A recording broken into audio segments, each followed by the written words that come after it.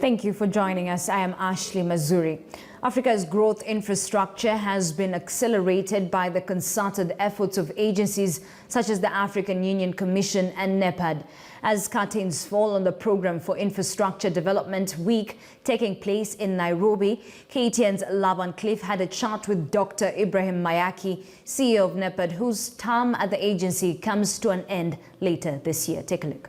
Dr. Maiyaki, thank you so much for speaking with us on KTN News. I think ours is really to ask you this exit interview question. Looking back at your tenure, we look at you as an African icon based on what you've actually done with NEPAD. And what are some of your reflections? What are some of the milestones? And when looking back at your tenure, what are some of those proud moments you'll actually say, this was actually my effort and the teams as well? Well, I thank you for your question. I think there are three issues we could focus on.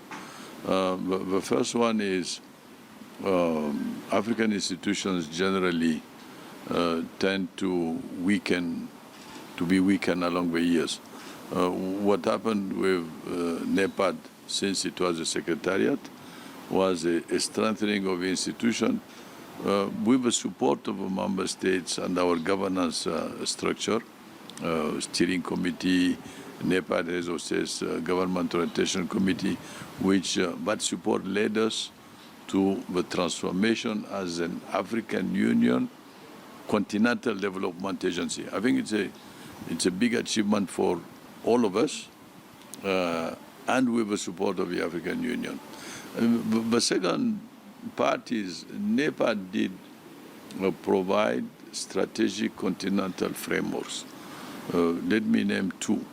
One in agriculture and one in infrastructure. These two strategic continental frameworks did provide really paradigm changes in the way we were looking at agriculture and the way we were looking at infrastructure. In agriculture, we moved towards redynamizing all of the planning issues in the agricultural sector and taking into account small-scale farmers.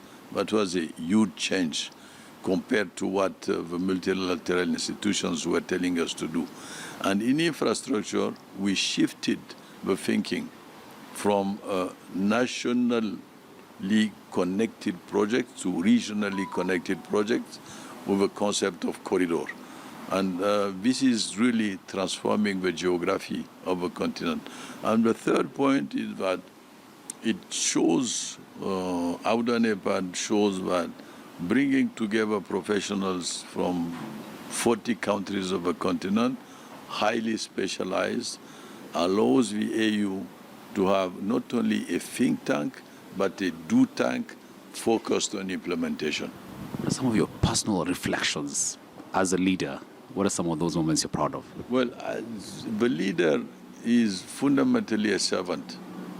So when you serve those who you are supposed to serve, you serve over leaders, you serve, but fundamentally, you need to connect with the ordinary citizen and ask yourself the question, is what I'm doing useful for the ordinary African, whatever the size of the institution I'm in?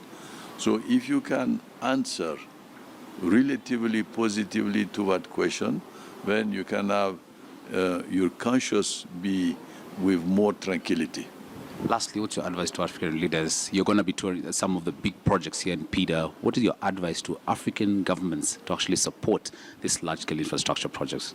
Well, African governments are really seized PIDA. Regional economic communities have seized PIDA.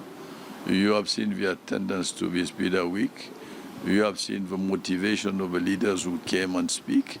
And you have seen the quality of the projects which were flagged. We are on the right track. So the advice is to accelerate. Now the question is about acceleration and acceleration.